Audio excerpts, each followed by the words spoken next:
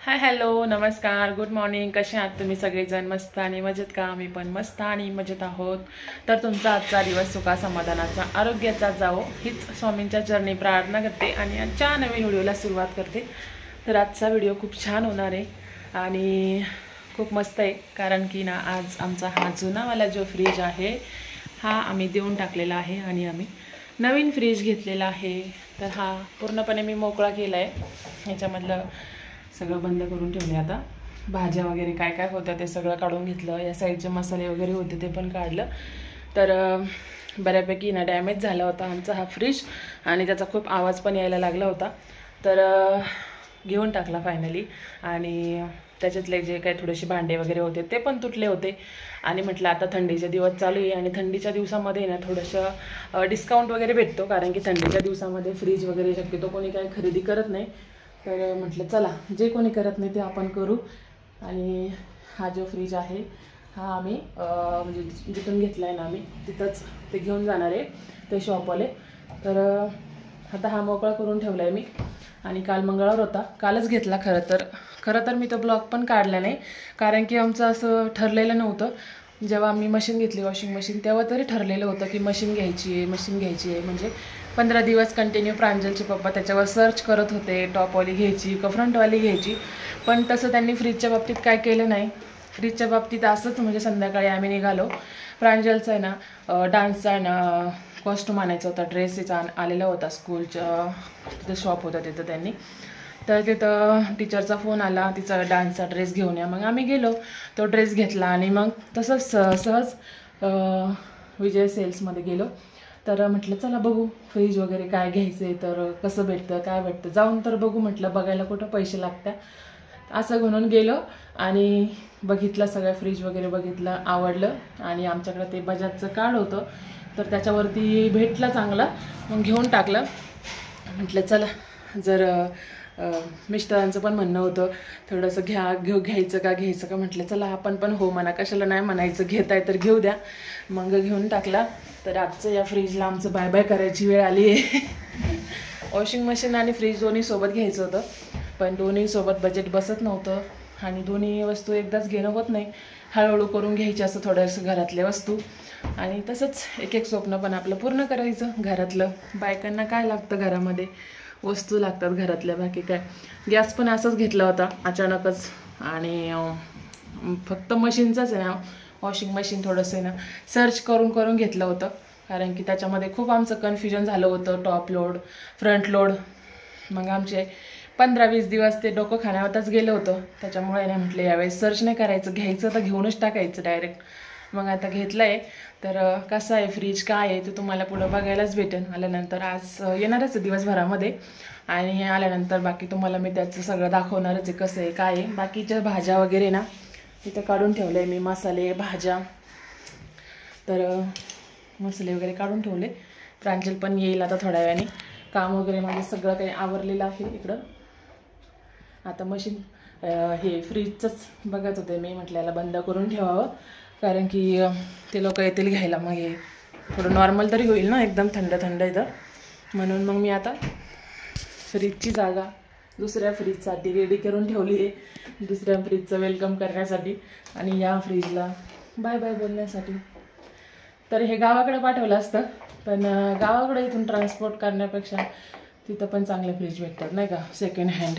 कारण इथून पाठवायचं 2-1 हजार रुपये, परत ट्रान्सपोर्टवाले पण घेतात. त्यापेक्षा ना म्हटलं जाऊ द्या, 1000 रुपयेच कमी झाले, याचे 1000 रुपयेच घेतले, जास्त पण घेत नाही. म्हणजे डबल डोअरचं असतं त्याचे 1500 रुपये घेतात ते. आणि हे जे असतं ना सिंगल डोअरवालं तर याचे फक्त 1000 रुपये लावतात. म्हटलं जाऊ द्या, जा घेऊन. आता ते घरात ठेवून पण कुठं ठेवणार, एक तर आपलं भाड्याचे घरं असतात त्याच्यामध्ये आपल्याला जागा पुरत नाही, तर एक वस्तू आपल्याला ठेवायला जागा नाही पुरत, मग कुठं. तर देऊन टाकायचे आता त्यांना ते रिटर्न. तर चला फ्रीज आल्यानंतर भेटू आपण आणि ब्लॉग कंटिन्यू बघा. तुम्ही पण एक्सायटेड झाले असेल फ्रीज कसं आहे बघायला. तर चॅनलला नवीन असेल तर सबस्क्राईब करा. भेटू नेक्स्ट. फायनली आमचा फ्रीज खाली आलेला आहे आणि आता वरती घेऊन येत आहे. तर तिकडं साईडला टेम्पो थांबलेला आहे, येणारच आता 2 मिनिटात. एक्सायटेड आहे ना, कधी येणार आहे कधी येणार आहे कधी येणार आहे. सकाळपासून आता किती वाजले, 4:30 वाजलेत. तर आम्ही उशिरा केला ना बुकिंग, त्याच्यामुळे उशिरा पोहोचला. ज्यांचे सकाळचे बुकिंग असतात ते पहिले पोहोचवतात. ते तिथं गाडी थांबली आहे कोपऱ्यावरती.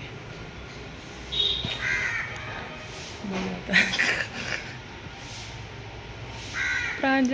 प्रांजल तर खूपच वेडी झाली आहे. प्रांजल तर लगेच बोलते चल हळदी कुंकू घेऊन येते.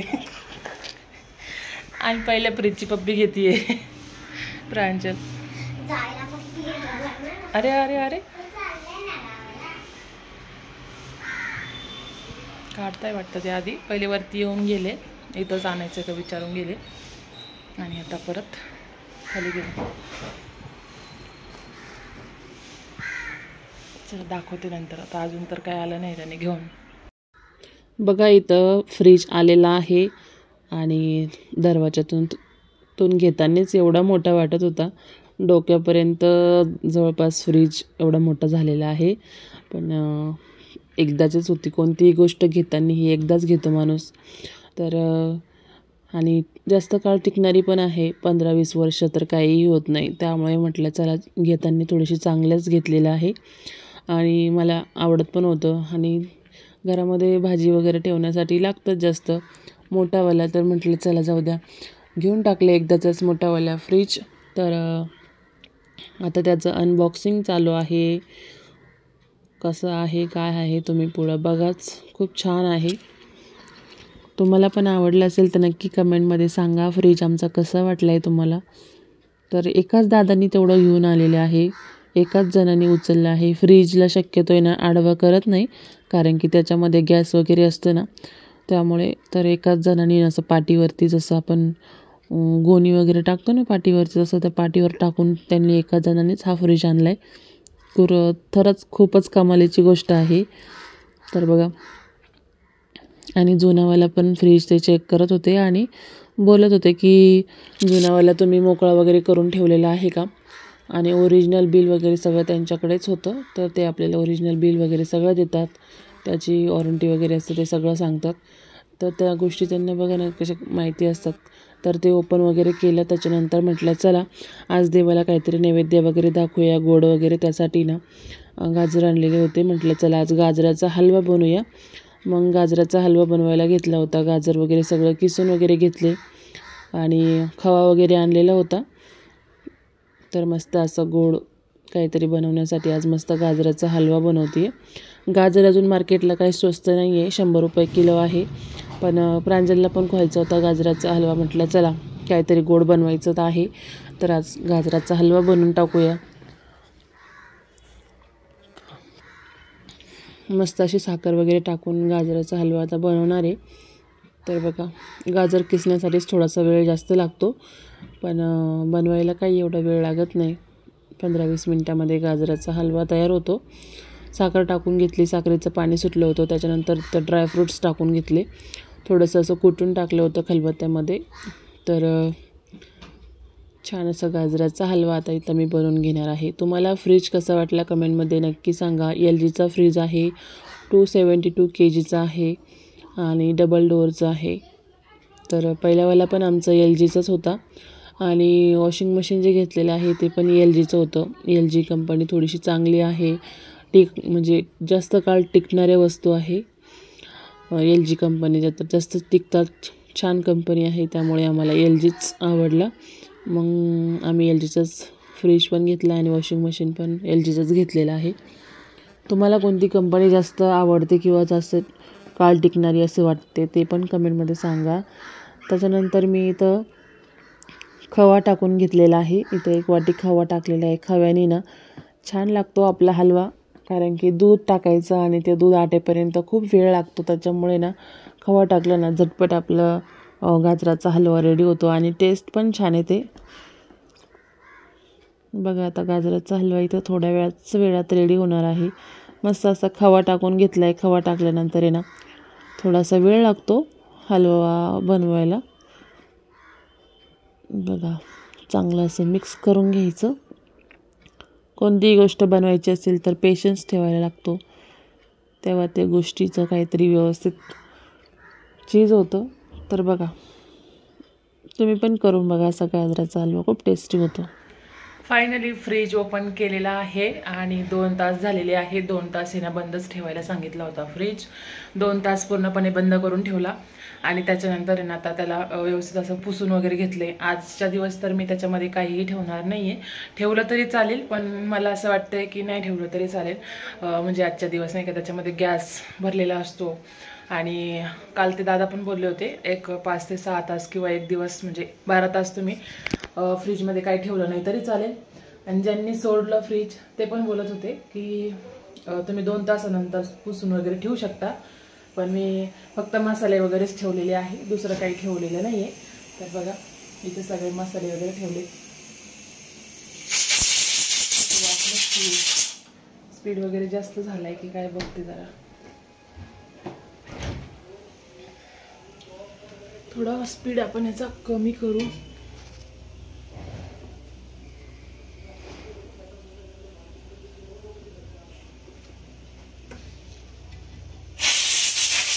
स्पीड वगैरे कमी केलंय. बघा, छान असं आपला डबल डोअरचा फ्रीज झालेला आहे. तर स्पीड वगैरे कमी केलंय. सध्या अजून जास्त म्हणजे काही ठेवलंच नाही मी. आणि पूजा वगैरे ना असं माझं म्हणणं होतं, आज आले घरामध्ये, पण पूजा वगैरे जी आहे ती मी उद्या करणार आहे. कारण की उद्या आहे गुरुवार. म्हटलं गुरुवारी आपण याचं नाही का छान असं पूजा वगैरे करू आणि मग त्याच्यामध्ये बाकी सगळ्या गोष्टी ठेवू. आज तर पूजा वगैरे काही केलं नाही, असंच ठेवलेलं आहे. आणि स्वच्छ पुसून वगैरे घेतलेलं आहे. तर खूप छान असं घरामध्ये लूक आलेलं आहे फ्रीजचं. तर तुम्हाला कसं वाटलं आहे माझा नवीन फ्रीज? आता मी स्वयंपाक करते, गाजराचा हलवा वगैरे पण केला आहे, देवाला नैवेद्य वगैरे दाखवून झालं आहे. गाजराच्या हलव्याचा स्वामींना नैवेद्य दाखवला, त्याच्यानंतर आता स्वयंपाक करायला घेतला आहे.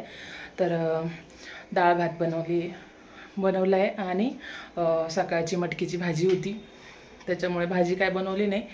डाळ भात, हलवा आणि चपाती, सकाळची भाजी, असं काहीतरी बेत आहे आज घरी, जास्त काही नाही आहे. तर प्रांजलन ते आम्ही एवढं खुश झालो होतो. सारखं मी आज सगळ्यांना व्हिडिओ कॉल करून दाखवते की बघा मी फ्रीज घेतलंय, बघा मी फ्रीज घेतलंय. आणि पप्पा तर मला बोलत होते छोटा घेतला असतं तरी चाललं असतं, पण मग हाऊस होती एक मोठ्या फ्रीजची. म्हटलं जाऊ द्या, बार बार थोडी होते अशा वस्तू, एकदाच होतात. तर फायनली घेतलंय, मस्त वाटलं की नाही. आता याचं बाकीच्या वस्तू वगैरे कसं ठेवणार आहे मी ते तुम्हाला पुढच्या ब्लॉगमध्ये दाखवते. आजचा व्हिडिओ इथपर्यंतच होता. आवडला असेल तर लाईक, शेअर, सबस्क्राईब करा. भेटू उद्याच्या छान व्हिडिओमध्ये. बाय.